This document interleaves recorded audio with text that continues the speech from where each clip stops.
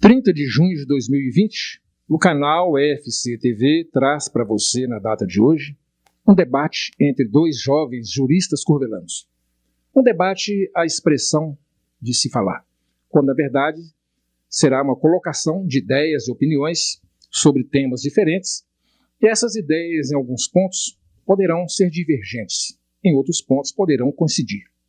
Antes de serem debatedores, são colegas, são amigos, e estão trabalhando pelas mesmas causas. Esse debate de hoje, ele tem o objetivo principal de levar esclarecimento à opinião pública sobre temas variados, sobre aquilo que o cidadão, que o empresário não consegue obter sem uma assistência jurídica. À minha direita, o jovem advogado Dr. Diogo Moreira Rocha, especialista em contencioso civil, direito empresarial e do trabalho. À minha esquerda, Dr. João Gabriel Campos Silva, especialista em direito empresarial e tributário. Queremos dizer inicialmente que estamos sem fazer o uso da máscara, mas estamos obedecendo às instâncias, estamos com microfones distintos e deixamos aqui o apelo para que as pessoas, de um modo geral, não estando dentro desses parâmetros, façam o uso da máscara. Vamos iniciar os nossos trabalhos colocando em discussão o primeiro tema, que é sobre a abertura ou não da empresa e do comércio nesse momento da pandemia, da Covid-19. Doutor Diogo Moreira, a opinião do senhor, a empresa, o comércio deve estar aberto nesse momento ou não? Inicialmente, boa noite, eu gostaria de agradecer a todos que estão nos vendo, o FCTV e a presença do Idelmar, do meu amigo e colega de profissão, o João Gabriel, doutor João. E para responder essa divergência de abre o comércio, mantém o isolamento, a gente precisa tratar o assunto com cautela, porque as pessoas estão muito radicais e a gente tem que ter cuidado no que a gente vai dizer. As pessoas que querem abrir estão extremistas no ponto de vista e não aceitam a divergência e não aceitam a opinião dos técnicos que não querem abrir, e da mesma forma os técnicos não aceitam as opiniões dos empresários que precisam trabalhar, dos comerciantes que precisam trabalhar. A minha opinião é de que a doença é grave e os números mostram que a mortalidade é baixa. Esses números eu vejo pelo Google e por pessoas próximas que tiveram, inclusive do grupo de risco. A gente pode citar até o exemplo do asilo aqui em Curvelo, que não houveram mortes. Então, a minha opinião é que o comércio precisa abrir. O empresário não tem mais fôlego, ele precisa se sustentar, ele precisa sustentar a sua família. Não dá mais para ficar parado. Dando sequência sobre o mesmo tema, o setor empresarial e comercial deve estar aberto ou fechado nesse momento? Com a palavra, doutor João Gabriel. Primeiramente, boa noite a todos. Boa noite ao Idelmar da Folha de Curvelo, que abriu espaço para a gente falar um pouquinho, comentar sobre os temas necessários aqui. Boa noite ao Diogo. Essa pandemia mostrou a nossa vulnerabilidade com relação a quase tudo, principalmente com relação às empresas, aos empresários, aos comerciantes, que eles estavam tocando seus comércios, fazendo seus negócios de uma maneira muito genérica. Eles não conseguiam fazer caixa, eles não conseguiam fazer métrica de valores, não conseguiam colocar lucro, faturamento. E nos cursos que eu dou, eu sempre especifiquei isso, sempre mostrei isso para todo mundo, e precisou de uma pandemia mundial para todo mundo ver a urgência disso dentro das empresas. Primeiramente, eu acho que o fechamento de comércio é uma maneira mais fácil de resolver tudo. Só que futuramente vai ser muito complicado, porque vai gerar muita miséria, muita morte, e pode acontecer muita coisa pior do que a pandemia em si. Hoje a gente já tem mais de 600 mil empresas fechadas e 5 milhões de funcionários desempregados. O doutor Diogo está solicitando o direito de réplica sobre o tema. Com a palavra, doutor Diogo Moreira. Eu acho que eu preciso esclarecer aqui essa questão da mortalidade baixa, tá, gente? A mortalidade são números e eu tenho certeza que cada uma delas é muito importante para os familiares, e eu de fato sinto muito com isso, mas hoje, se a gente pesquisar no Google, mundialmente e no Brasil, os números não ultrapassam 5%. Por outro lado, eu queria ver o lado bom da crise. Em relação ao nosso judiciário, que é o que nos toca, a velocidade dos processos e dos despachos, que estava há muito tempo parado, melhorou bastante, né? Os juízes estão despachando rápido, a gente está tendo audiência virtual. Eu acho que é uma situação que a gente vai encarar, aí vai começar a ter sempre. E por fim, né, meu tempo está acabando aqui da réplica, eu queria deixar uma interrogação na cabeça de vocês. A quem dói a paralisação? Por mais incrível que pareça, as pessoas que dizem fique em casa, grande parte delas não sofrem o impacto financeiro da crise financeira, porque estão recebendo em dia e estão com a geladeira cheia. E quem está com dó do empresário? Antes de passarmos para o item seguinte, nós vamos passar ao doutor João Gabriel direito à tréplica sobre o mesmo tema, que é as empresas devem permanecer abertas ou fechadas nesse momento. Doutor João Gabriel. Eu queria falar mais uma coisinha apenas aqui, que do mesmo modo que estão cuidando da doença agora, todos deveriam estar cuidando das empresas juntamente. Eu entendo que a abertura do comércio é necessário. Eu entendo a mortalidade que tem, o que está acontecendo no Brasil e no mundo, mas os empresários, as empresas, os funcionários demitidos, as misérias não conseguem se conter mais. Então, infelizmente, as empresas, ou felizmente, né, as empresas vão ter que ser abertas de um jeito ou de outro. Tem muita gente aí que é contra a abertura do comércio, mas a gente vira e mexe vê realizando festas, realizando reuniões, está tendo festas aí com mais de 50 pessoas ao nosso redor. As pessoas deveriam tomar vergonha e respeitar o que está acontecendo. Dando sequência, vamos frisar mais uma vez que estamos sem as máscaras, porém obedecendo a distância e com microfones distintos. É importante deixar isso bastante claro. Queremos agradecer aos amigos que nos acompanham e pedimos aqui, deixe o seu comentário, acesse sempre os nossos vídeos, nos ajude nesse novo patamar da comunicação, agora eletrônica, mas sempre com a marca do jornal Folha de Curvelo. Prosseguindo, vamos passar para o item seguinte, que nesse momento percebemos uma grande dificuldade, tanto do setor empresarial quanto do cidadão comum, de se organizar financeiramente. Dificuldades comuns hoje a todos esses segmentos. Como eu posso me organizar financeiramente? Vamos ao primeiro item, que é a questão dos aluguéis. Dr. João Gabriel, como fica o aluguel nesse momento para o empresário e para o cidadão comum? Ele deve pagar ou não, ou deve negociar? Sobre os aluguéis, no momento não tem nenhuma lei ou decreto que exige e determina a diminuição do preço dos aluguéis. O que a gente está vendo de um modo geral, e o que eu acredito que é o correto a se fazer hoje, é que as duas partes devem fazer um acordo entre elas, o locador e o locatário. O que a gente está vendo hoje é que esse acordo está variando entre 30% a 50%.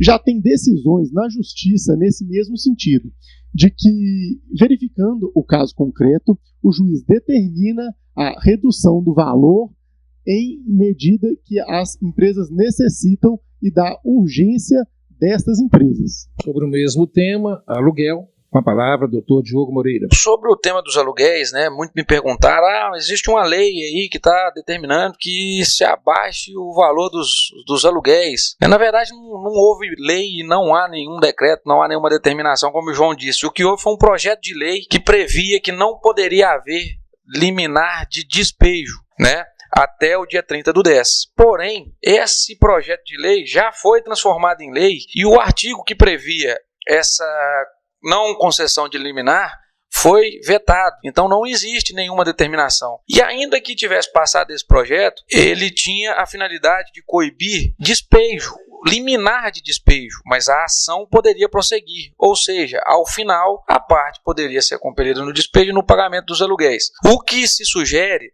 tanto em locações residenciais como em locação comercial, é a conversa, o diálogo e o acordo entre as partes, como o Dr. João bem pontuou. Eu estou de acordo com ele neste ponto. E também existem casos de decisões judiciais em que houve a redução de 50% ou de 30%, mas em decisão liminar, o que pode ser que não mantido em decisão final do processo e o empresário acabará acumulando um passivo. Então, é o que o Dr. João disse, com essas ponderações. Ainda sobre a organização financeira, vamos passar para o próximo item, que diz respeito a bancos, instituições financeiras, que é um assunto também recorrente nos dias atuais.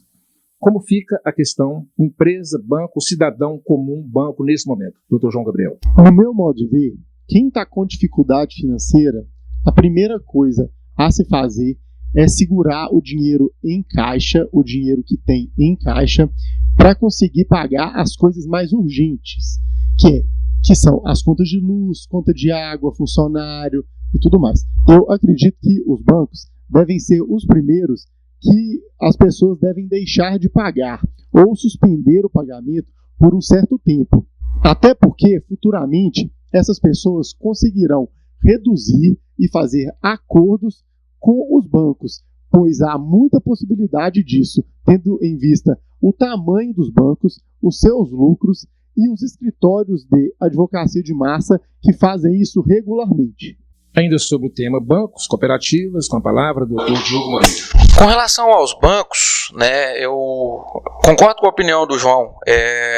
Pode se deixar de pagar desde que hajam taxas abusivas, né, de que existam irregularidades, né, que os bancos, alguns deles, praticam. E esses bancos, normalmente, têm escritórios de massa, como ele bem pontuou, que fazem essas cobranças. Essas cobranças são feitas de uma forma mais genérica. Agora, com relação às cooperativas de crédito, a gente tem que fazer um parêntese, inclusive eu posso falar com prioridade, que eu tenho algumas como cliente, não é feito nem essa cobrança tratada como massa, e o pagamento da dívida, ele é aconselhável que faça de forma integral, porque nesses casos, pelo menos os que são meus clientes, a gente vai até o final. E os débitos, eles além de utilizar as menores taxas de mercado, os débitos são rateados através de prejuízos e diminui o percentual de ganho dos associados no final, que é um sistema cooperativo, como o próprio nome já diz. Então, nesses casos específicos, a gente não atua como massa, nós atuamos de forma efetiva, desconsiderando personalidade jurídica, fazendo diligência em cartório, habilitando em inventário e até mesmo enviando ofícios para verificar se o empresário ou o devedor está agindo com procuração, atuando aí com terceiros, utilizando o nome de terceiros. E por fim, hoje nós temos um novo CPC que nos dá a possibilidade e nos permite ir além, né? É muito permissivo para o credor atender a satisfação do crédito.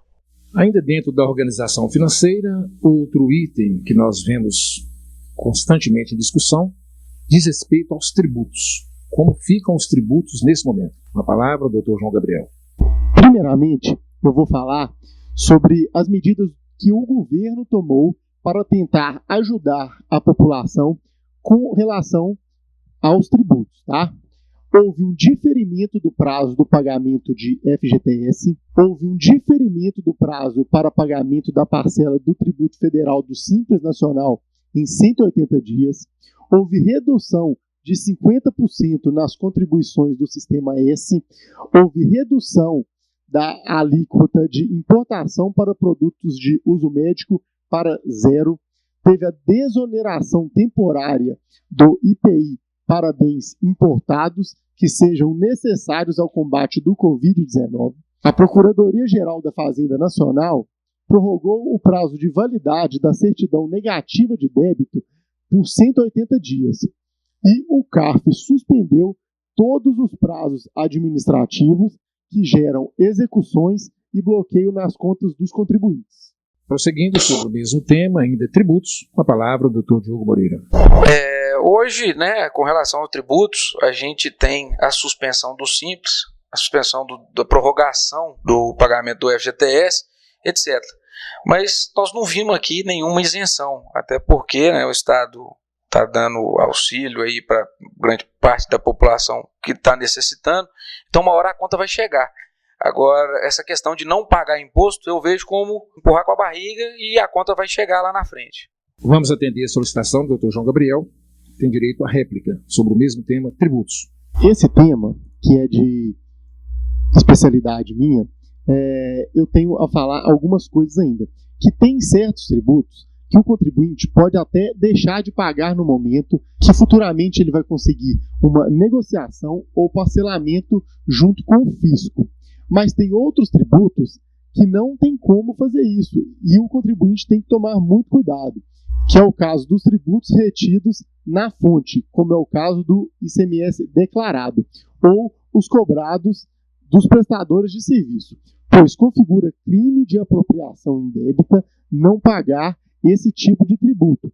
E aí, além do problema fiscal do contribuinte, vai vir um novo problema, que é um processo criminal nas suas costas. Tema também recorrente nos dias de hoje diz respeito às questões trabalhistas.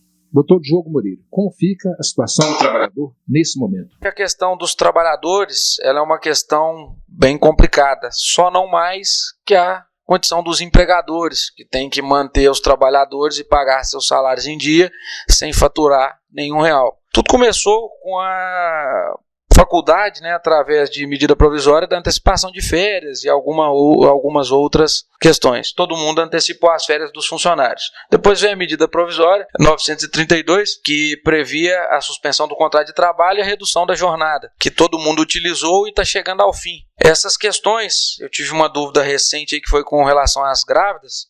A gravidez foi encarada como grupo de risco e como voltar? A grávida que já está 60 dias afastada e houve a redução da jornada por mais 30. Essa grávida, a meu ver, ela deve ser afastada pelo INSS, porque se o Covid é considerado doença ocupacional, a grávida não pode voltar a trabalhar, porque é grupo de risco. Então, faz o exame do retorno de trabalho, o médico não vai permitir e vamos jogar isso para o INSS para ele resolver a partir do 16º dia. Todos os meus clientes que estão com esse impasse de não saber como pagar e não saberem quando voltar, eu estou dizendo a eles que cabe a aplicação do 467 da CLT no que diz respeito às demissões em que os empresários não têm condição de pagar. Sobre o mesmo tema, trabalhadores, com a palavra do Dr. João Gabriel. Diferentemente do que o Diogo falou, eu entendo que os empregados têm que ser prioridade dentro das empresas. No meu modo de ver, o funcionário é o principal ativo de toda empresa e ele deve ser resguardado. É ele que trabalha na linha de frente de toda empresa. O governo soltou algumas medidas para ajudar todos os empresários com relação aos seus empregados, que eu posso falar que foi o adiantamento das férias e a suspensão do contrato de trabalho, que o empresário tem que utilizar para não deixar os seus empregados na mão. O doutor Diogo está solicitando direito à réplica. Essa questão da prioridade, ela tem que caber no bolso, A questão de usar o artigo 486, que eu vou explicar ele agora, é quando o trabalhador não consegue receber devido ao fato do empresário não estar faturando e não ter o dinheiro para pagar. Esse artigo não quer dizer que o trabalhador vai sofrer um prejuízo. Esse artigo ele diz que o órgão que determinou a paralisação é responsável pelo pagamento das verbas rescisórias. Então, é nesse sentido que eu estou instruindo meus clientes que não têm condição de pagar rescisões. À medida que o trabalhador fica um dia a mais ou um mês a mais na empresa, o passivo dele aumenta. Por fim, eu acredito que esse artigo é válido e isso se confirmou através da aprovação pelo Congresso da medida provisória, quando eles incluíram um artigo dizendo que quem utilizar desses benefícios da medida provisória 932 não poderá utilizar a faculdade do artigo 486 da CLT. Ou seja, se o Congresso Nacional inclui esse artigo numa medida provisória e manda para a associação presidencial, significa que eles sabem que ele pode ser usado. E por fim, ainda que essa medida seja sancionada com essa alteração, ainda acredito ser viável a utilização do artigo mencionado devido à imprevisibilidade, o impacto financeiro e o fato superveniente, tendo em vista que acabou as possibilidades de suspensão e acabou as possibilidades de redução de jornada. Nosso próximo tema diz respeito a fornecedores também a prestadores de serviços. Com a palavra, doutor Diogo Moreira. Com relação aos fornecedores, eu entendo, né, que ele está na lista dos mais importantes, porque todo empresário depende de fornecedor. Sem fornecedor, ele não consegue vender. Sem vender, ele não consegue faturar. Então, com relação aos fornecedores, a orientação para o empresário é negociar. Ele sabe onde o calo aperta, e ele sabe onde vai doer, se ele deixar de conseguir comprar. Então, ele precisa jogar aberto, primeiramente com os fornecedores, e tentar uma prorrogação ou um parcelamento, alguma coisa do tipo. Mas a orientação é negociar. Sobre o mesmo tema, fornecedores, com a palavra o doutor João Gabriel. Do mesmo modo que o Diogo falou, eu entendo a dificuldade que as empresas estão tendo em pagar os seus fornecedores. Mas a gente tem que pensar também que os fornecedores não podem perder a credibilidade dentro das empresas. Então, a nossa instrução para todos os clientes é que seja feito acordo, que as empresas liguem para todos os seus fornecedores, expliquem a situação, demonstrem para eles quais que são as possibilidades de pagamento, se eles precisam de um prorrogamento de 2 ou 3 meses, ou se eles conseguem dividir essa fatura em 2, 3, 4 vezes. Então, eu entendo que a melhor forma de resolver com os fornecedores é o bom senso, ligando para todos e tentando fazer um acordo amigável dentro da possibilidade de cada empresa. Queremos lembrar, antes de passarmos para o próximo item, que esse é o primeiro de uma série de debates que o FCTV vai trazer para você.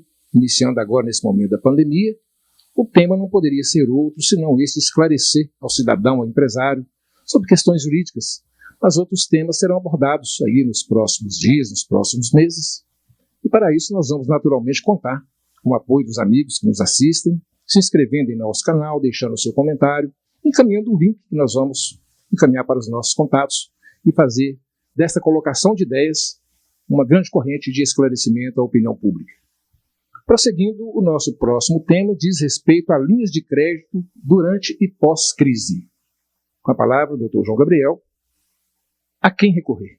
Sobre o tema, o governo propôs algumas linhas de créditos e algumas medidas, como a MP 944, que é o Programa Emergencial de Suporte e Empregos, que deu um fôlego para o pagamento de funcionários, a Lei 13.999 de 2020, mais conhecido como PRONAMP, que é a linha de crédito para empresas que faturaram entre 360 mil a 4,8 milhões no ano de 2019. A MP 975, que é o Programa Emergencial de Acesso ao Crédito para as empresas que faturaram 300 mil a 300 milhões de reais. Essas medidas, elas têm algumas similaridades, pois destinam a instituições financeiras garantias contra a inadimplência. Eis que o governo se propõe a subsidiar parte significativa das dívidas, diminuindo os riscos na disponibilização destes créditos. Outro ponto é a dispensa de vários documentos que antes eram exigidos. Acontece que os bancos vêm impondo entraves injustificáveis, solicitando documentos dispensáveis e exigindo garantias astronômicas que as empresas não possuem. Entendo essa dificuldade por parte dos bancos. É o medo de tomar calote, pois muitas dessas empresas não vão conseguir pagar os empréstimos que estão sendo feitos agora. Mas existe uma medida provisória e uma lei que garante tudo isso, e ela deve ser cumprida. A quem recorrer, doutor Diogo Moreira? O governo lançou algumas linhas de crédito aí, né, supostamente com dinheiro barato. Dinheiro barato é bom demais, quem não quer, né? Primeiro foi o BNDES, agora o PRONAMP. Vou falar primeiro do BNDES. O BNDES tem alguns requisitos e todos eles estão no site. E é realmente difícil, sim, você conseguir esse dinheiro através dos bancos, porque precisa do banco, que o empresário é correntista para liberar esse crédito. E normalmente o banco trabalha com um risco. Cada cliente tem um risco e um valor a ser liberado. E quando o cliente vai lá pedir esse crédito, o banco não tem mais possibilidade de emprestar dinheiro para ele. E o BNDES utiliza os bancos exatamente para isso, que eles entram no risco da operação. O Pronamp, pelo que eu ouvi dizer, está sendo fácil de conseguir na Caixa e no Banco do Brasil. Porém, deve-se observar os requisitos, que tem um importante, que é não demitir funcionários durante a pandemia. Então, é bom analisar com calma, e a minha sugestão vai adquirir algum tipo desses dinheiros baratos, desses programas do governo? Estude, veja todas as necessidades, todas as faculdades e a documentação necessária e apresente para o banco com conhecimento, apresente para o seu gerente com conhecimento e com prioridade do que você está falando. Porque o banco vai tentar ao máximo te oferecer dinheiro dele, porque ele é garantidor de um débito que não é dele, a margem dele de ganho pode ser pequena. Então a gente tem que pensar no perfil comercial do banco também, o que pode estar dificultando essa concessão. Última parte desta colocação de ideias, Dr. Diogo Moreira, Dr. João Gabriel. Nós vamos agora para o item que vai finalizar essas colocações, conforme já disse, que diz respeito à importância de acompanhamento jurídico durante e pós-crise. É importante que isso fique bastante claro. Com a palavra, Dr. Diogo Moreira. É extremamente importante o acompanhamento de qualquer tipo de profissional em qualquer área que seja. A meu ver, o grande erro do comerciante, principalmente o pequeno e médio, é não ter assistência jurídica constante, da mesma forma que tem uma contabilidade. A grande parte dos empresários acha que é necessário a contabilidade, mas que o jurídico é dispensável, o que não é verdade. As duas atividades são distintas, mas imprescindíveis e se completam. Obviamente, a postura dos contadores tende a ser mais conservadora, pelo fato deles não conseguirem mensurar o risco jurídico, por não terem esse conhecimento jurídico, que é proveniente da nossa profissão. Então, eles tendem a ser mais conservadores e a mandar pagar e a fazer da forma como deve ser feita. Mas, repito, estamos vivendo um momento excepcional, o judiciário vai ter que flexibilizar e tudo que envolve pagamento, empregados, tributos, que bater na porta do judiciário vão ter que ser visto com olhos diferentes devido ao momento que a gente está atravessando. A palavra do Dr. João Gabriel, também sobre a importância de acompanhamento jurídico durante e pós-crise. Sobre o tema, eu entendo da mesma maneira que o Diogo. Eu acho que as empresas, os comércios, devem trabalhar junto com os advogados e com os prestadores de serviços jurídicos nessas horas. Nessas horas, nós que podemos ajudar vocês e nós que vamos verificar a melhor maneira para que vocês atravessem essa crise sentindo menos, entendeu? Por exemplo, quem tiver crédito a receber tem que tentar fazer acordo primeiramente. Não sendo possível, quem chegar primeiro cobrando é quem vai receber, porque normalmente aquele devedor ele não tem um credor apenas. Normalmente ele tem vários credores e quem chega primeiro bebe água limpa, como todo mundo já sabe. Quem tem imóvel alugado deve ter sempre o bom senso e tentar fazer acordo, tentar chegar sempre no meio termo. Então, nessas horas, todo mundo deve ter um bom senso e todo mundo deve entender o lado da outra pessoa. Nesse momento, nós podemos ajudar vocês. Procurem sempre um advogado de confiança. Direito à réplica nessa colocação. Tem algumas questões que a gente recebeu aqui, de dúvidas, dos nossos telespectadores, tendo em vista a pandemia que a gente atravessa. Tem o crédito a receber. Posso cobrar? Obviamente, como o João bem pontuou, quem chega primeiro bebe água limpa. Não, deve ser cobrado. Se não for possível receber, vamos cobrar judicialmente. O empresário tem entradas o tempo inteiro para receber créditos, mas ele tem que tentar. E tem o juizado especial ainda, que tem a faculdade de receber e sem custas do judiciário, que diminui bastante o prejuízo, porque muitas vezes aquele prejuízo é o lucro do empresário. Tem imóveis alugados, posso reduzir o aluguel, conforme a gente disse aí ao longo do debate, a questão da negociação, porque ainda não temos legislação específica quanto ao tema. Tem funcionários, preciso demitir, não posso pagar o que faço, demissão, recontratação, acordo trabalhista e terceirizados. Como eu disse, não tem dinheiro para pagar, né? Vamos tentar acionar a prefeitura para não dar prejuízo ao trabalhador. A gravidez eu já esclareci, e quanto às instruções para levantamento de crédito e pagamento de dívida, também. Momentos finais desta colocação de ideias entre o Dr. Diogo Moreira, o Dr. João Gabriel. Queremos agradecer aos amigos que nos acompanham. Alguns assuntos que eventualmente não tenham sido abordados aqui, nessas colocações, você pode deixar no seu comentário a sua pergunta. No próximo debate, no próximo encontro, eles estarão respondendo, ou até mesmo antes, para que suas dúvidas sejam esclarecidas em tempo hábil.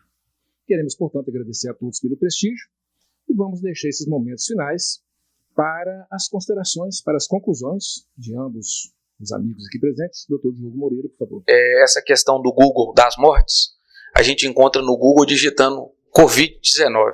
E se a gente entra nas estatísticas, a gente consegue ver o índice de mortalidade mundial, o índice de mortalidade no Brasil. Eu sinto todas elas, né, tenho um grande pesar, mas quando eu disse lá atrás que a proporção é pouca, é porque é pouca diante do que a gente está vivendo, é pouco diante do empresário demitindo 100, 200, 300 pessoas, que são 100, 200, 300 famílias à mercê do desemprego. E o nosso tempo não foi possível, acredito que nem para mim nem para o João, resumir um tema tão complexo em tão pouco tempo. Então a gente tem um tempo muito curto e a gente pontuou os assuntos principais e, obviamente, para a gente chegar a essa conclusão, a gente estudou muito. Então tem premissas que nos fizeram partir delas para concluir as respostas que a gente deu resumidamente. No mais, eu quero agradecer a todos novamente, ao Idelmar por nos proporcionar esse debate, que espero tenha sido esclarecedor, ao pessoal da filmagem, e um abraço especial, né, a todos os telespectadores, um abraço distante da forma que o momento nos permite. Também com suas considerações finais, Dr. João Gabriel, por favor. Para fechar, eu queria agradecer a todos, à Folha de Curvelo pelo Idelmar, ao Diogo, ao pessoal da filmagem, a quem está assistindo. Eu queria falar que todo mundo que teve alguma dúvida, que ficou alguma coisa para trás ainda, pode entrar em contato com a gente, ou pode deixar embaixo aqui nos comentários, que a gente vai responder tudo na medida do possível. Eu queria falar também que a gente vai sair dessa, que a gente tem que ter fé e com calma e cabeça no lugar vai dar tudo certo. Um abraço a todos. E assim nós concluímos esse primeiro encontro. Conforme eu disse, esperamos que esse trabalho possa contribuir com o esclarecimento das pessoas. Nos próximos dias estaremos já com outras ideias, com novos formatos. Esse é o primeiro de uma série. Muito obrigado a todos e até uma próxima oportunidade, se Deus quiser.